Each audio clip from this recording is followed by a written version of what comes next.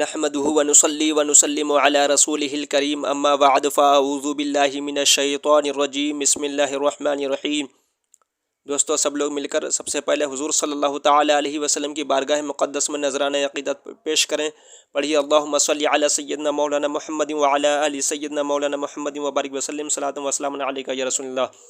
دوستو، آج کی ویڈیو میں ہم معراج شریف کا تذکرہ بیان کریں گے، اور اس میں معراج شریف کس تاریخ میں ہوئی، کس شب میں ہوئی، معراج کتنی بار ہوئی، کن کن پیغمبروں سے کہاں کہاں ملاقات ہوئی، معراج میں کیا کیا ملا، کفار مکہ کے سوال و جواب، سفر معراج کی سواریاں، سفر معراج کی منزلیں، سورج کیوں ٹھہرا، یہ سب جاننے کے لیے آپ ہماری ویڈیو کو لاسٹ تک دیکھیے، انشاءاللہ آپ کی معلومات میں اضافہ ہوگا۔ حضور اکرم صلی اللہ علیہ وسلم کے آسمانی معجزات میں سے معراج کا واقعہ بھی بہت زیادہ اہمیت کا حامل اور ہماری مادی دنیا سے بالکل ہی ماوراء اور عقل انسانی کے قیاس و گمان کی سرحدوں سے بہت زیادہ بالاتر ہے۔ معراج کا دوسرا نام اسرا بھی ہے۔ اسرا کے معنی رات کو چلانا یا رات کو لے جانا، چونکہ حضور اقدس صلی اللہ تعالی علیہ وسلم کے واقع معراج کو خداوند عالم نے قرآن مجید میں اس طرح بیان فرمایا ہے، اس لیے معراج کا نام اسرا پڑ گیا۔ سبحان الذی اسری بعبدہ لیلا۔ معراج کب ہوئی؟ معراج نزول وحی کے بعد اور ہجرت سے پہلے کا واقعہ ہے، جو مکہ معظمہ میں پیش آیا رجب کی مہینے میں 27ویں شب میں۔ معراج کتنی بار ہوئی اور کیسے ہوئی؟ جمہور علماء ملت کا یہی صحیح مذہب ہے کہ معراج بحالت بیداری جسم و روح کے ساتھ صرف ایک بار ہوئی۔ جمہور صحابہ و تابعین اور فقہا محدثین نیز صوفیاء اکرام کا یہی مذہب ہے۔ چنانچہ علامہ حضرت ملا احمد جیون رحمۃ اللہ علیہ نقل فرماتے ہیں، تحریر فرماتے ہیں، اور سب سے زیادہ صحیح قول یہ ہے کہ معراج بحالت بیداری جسم و روح کے ساتھ ہوئی۔ یہی اہل سنت و جماعت کا مذہب ہے۔ لہذا جو شخص یہ کہے کہ معراج فقط روحانی ہوئی یا معراج فقط خواب میں ہوئی، وہ شخص بدعتی، گمراہ اور گمراہ کن اور فاسق ہے۔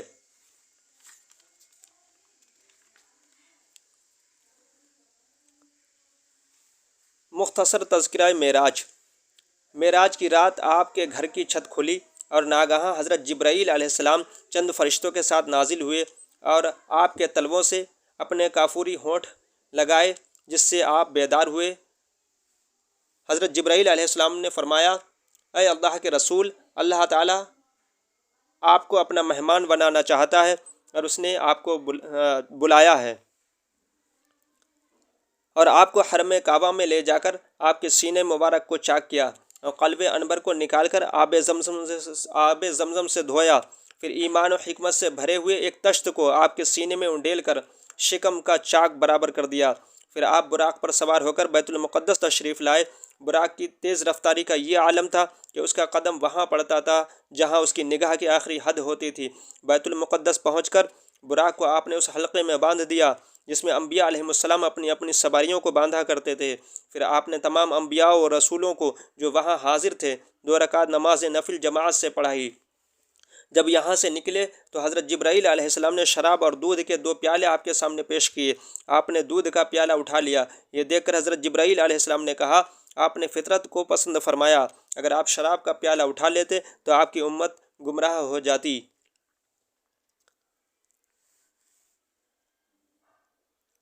معراج میں کن کن پیغمبروں سے آپ کی ملاقات ہوئی؟ پھر حضرت جبرائیل علیہ السلام آپ کو ساتھ لے کر آسمان پر چڑھے۔ پہلے آسمان میں حضرت آدم علیہ السلام سے، دوسرے آسمان میں حضرت یحییٰ و حضرت عیسیٰ علیہ السلام سے، جو دونوں خالازاد بھائی تھے، ملاقاتیں ہوئیں اور کچھ گفتگو بھی ہوئی۔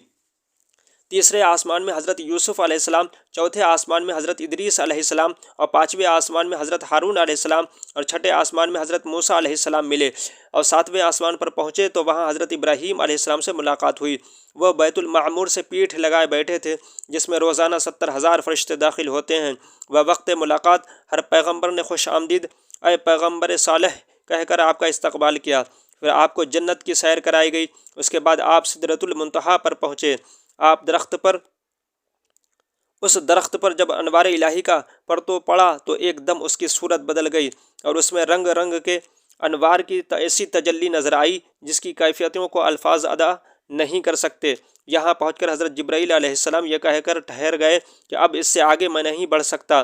پھر حضرت حق جل جلالہ نے آپ کو عرش بلکہ عرش کے اوپر جہاں تک اس نے چاہا بلا کر آپ کو بار یاب فرمایا۔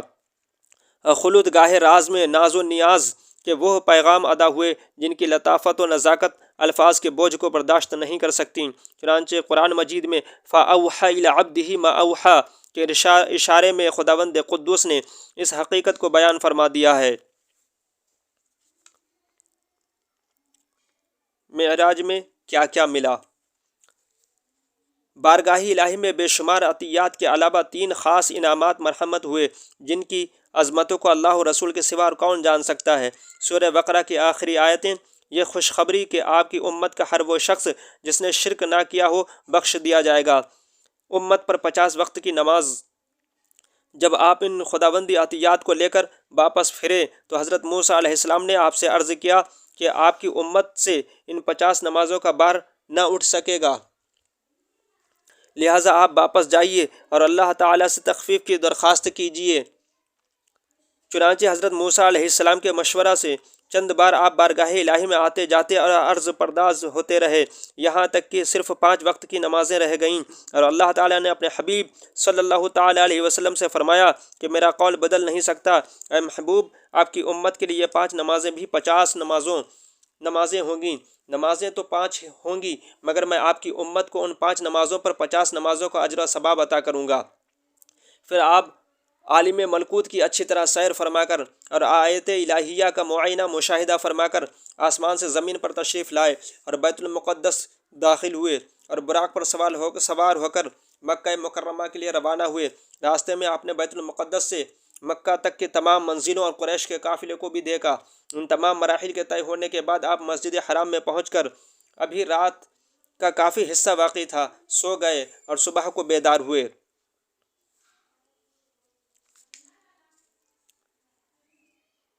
کفار مکہ کے سوال و جواب۔ اور جب رات کے واقعات کا آپ نے قریش کے سامنے صبح تذکرہ فرمایا تو رؤساء قریش کو سخت تعجب ہوا، یہاں تک کہ بعض نے آپ کو جھوٹا کہا اور بعض نے مختلف سوالات کیے، چونکہ اکثر رؤساء قریش نے بار بار بیت المقدس دیکھا تھا اور وہ یہ بھی جانتے تھے کہ حضور صلی اللہ علیہ وسلم کبھی بھی بیت المقدس نہیں گئے ہیں، اس لیے امتحان کے طور پر ان لوگوں نے آپ سے بیت المقدس کے در و دیوار اور اس کی محرابوں وغیرہ کے بارے میں سوالوں کی بوچھار شروع کر دی۔ اس وقت اللہ تعالیٰ نے فوراً ہی آپ کی نگاہ نبوت کے سامنے بیت المقدس کو پوری عمارت کا نقشہ پیش فرما دیا۔ چنانچہ کفار قریش آپ سے سوالات کرتے جاتے تھے اور آپ عمارت کو دیکھ دیکھ کر ان کے سوالوں کا ٹھیک ٹھیک جواب دیتے جاتے تھے۔ سفر معراج کی سواریاں۔ سفر معراج کی سواریاں اس طرح ہیں۔ معراج میں حضور صلی اللہ علیہ وسلم نے 5 قسم کی سواریوں پر سفر فرمایا۔ مکہ سے بیت المقدس تک براق پر، بیت المقدس سے آسمان اول تک نور کی سیڑھیوں پر، آسمان اول سے 7ویں آسمان تک فرشتوں کے بازوؤں پر، 7ویں آسمان سے سدرۃ المنتہا تک حضرت جبرائیل علیہ السلام کے بازو پر، سدرۃ المنتہا سے مقام قاب قوسین تک رف رف پر۔ سفر معراج کی منزلیں۔ بیت المقدس سے مقام قاب قوسین تک پہنچنے میں آپ نے 10 منزلوں پر قیام فرمایا اور ہر منزل پر کچھ گفتگو ہوئی اور بہت سی خداوندی نشانیوں کو ملاحظہ فرمایا۔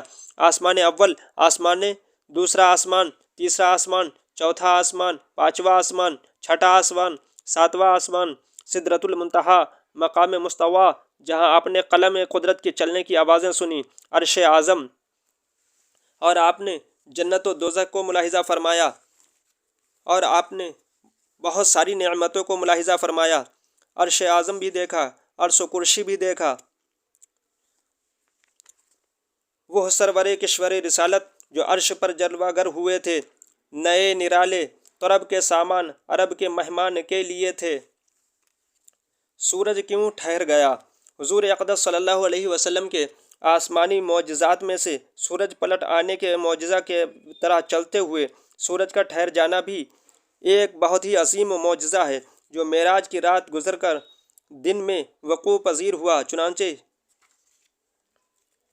ابن اسحاق نے روایت کی ہے کہ جب کفار قریش نے حضور اقدس صلی اللہ علیہ وسلم سے اپنے اس قافلے کے حالات دریافت کیے جو ملک شام سے مکہ آ رہا تھا، تو آپ نے فرمایا کہ ہاں، میں نے تمہارے اس قافلے کو بیت المقدس کے رستے میں دیکھا ہے، اور وہ بدھ کے دن مکہ آ جائے گا۔ چنانچہ قریش نے بدھ کے دن شہر سے باہر نکل کر اپنے قافلے کی آمد کا انتظار کیا، یہاں تک کہ سورج غروب ہونے لگا اور قافلہ نہیں آیا۔ اس وقت حضور صلی اللہ علیہ وسلم نے بارگاہ الہی میں دعا مانگی تو اللہ تعالیٰ نے سورج کو ٹھہرا دیا اور ایک گھڑی دن کو بڑھا دیا، یہاں تک کہ وہ قافلہ آن پہنچا۔